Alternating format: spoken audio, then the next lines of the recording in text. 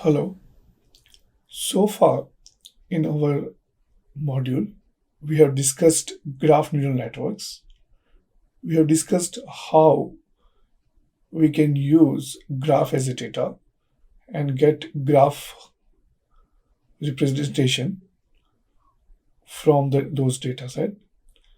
And we also have learned different kind of graph neural networks and different elements associated with constructing graph neural networks. Time to time, we also have looked at simple examples of those concepts in terms of simple simulations during the class, mostly in terms of graph classification problem or node classification problem. However, we have not discussed its application in a different domain. One of the main applications of graph neural networks or graphs representation learning or deep learning on graphs is drug discovery. That is also one of the applications where there is a huge interest in deep learning as well as in healthcare. So today, in this lecture, we are going to discuss applications of graph neural networks to drug discovery related problems. The first question comes into our mind is what drug discovery has to do with deep learning, and why do we want to bring deep learning into the problem which is typically handled by chemists, biologists, and associated field scientists. So let's look at the landscape of how drug is discovered.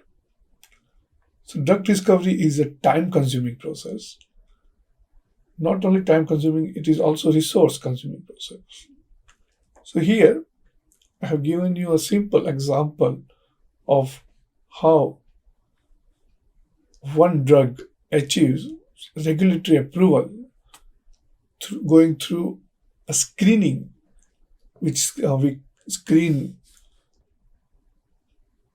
a huge amount of compound and come up with some potential 5,000 to 10,000 compounds, which we can actually screen at what we call drug discovery stage, where we are trying a different kind of molecules and its impact on particular kind of disease. Among these 5,000 to 10,000 compounds, 5 compounds actually end up in clinical trials. You can see that very few compounds actually moves from the drug discovery to clinical trials, where clinical trials will take place, and based on the clinical trials data, out of these five compound, one compound will get regulatory approval in general. And this arrow indicates the timeline associated with it, which is around 6 to 8 years. It can be more, but on an average. And we spend around $800 million to $1 billion to achieve one potentially blockbuster drug, which will be used for curing a disease. And this is the level of complexity is associated with a life-saving drug, which we often take for granted. And that's why the computational approaches can be very much useful in drug discovery to not only reduce the cost of discovery and development, but also improve the pace of discovery and development. If we can screen more compounds in silico using deep learning models and the existing experimental data, then we can actually fasten this process of drug discovery and get a desired molecule in a faster time than it is conventionally done without any deep learning or other computational approaches.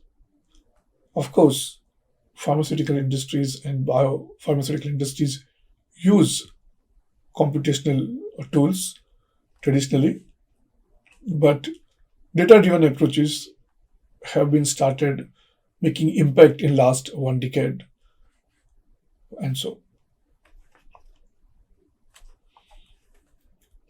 Where we can use AI approaches like deep learning.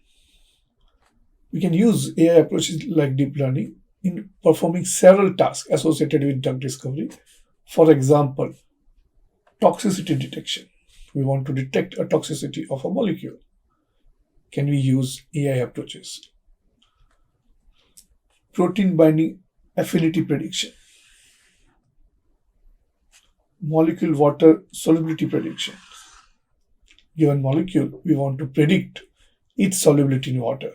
Can we actually perform this in silico without performing any experiments?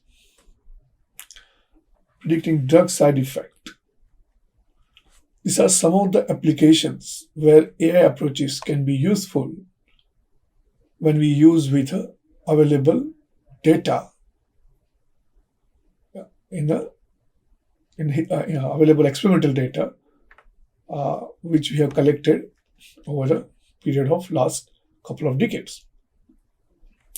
And in next couple of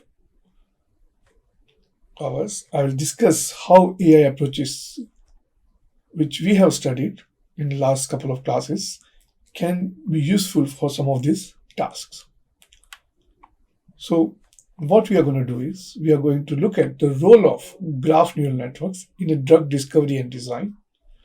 Particularly, I will discuss what is molecular property prediction, what is protein interface prediction, polypharmacy side effect prediction, or we call it drug-drug interactions, drug target binding affinity predictions. Of course, we can also use the same idea for drug similarity integrations. So we'll discuss some of these applications in coming slides.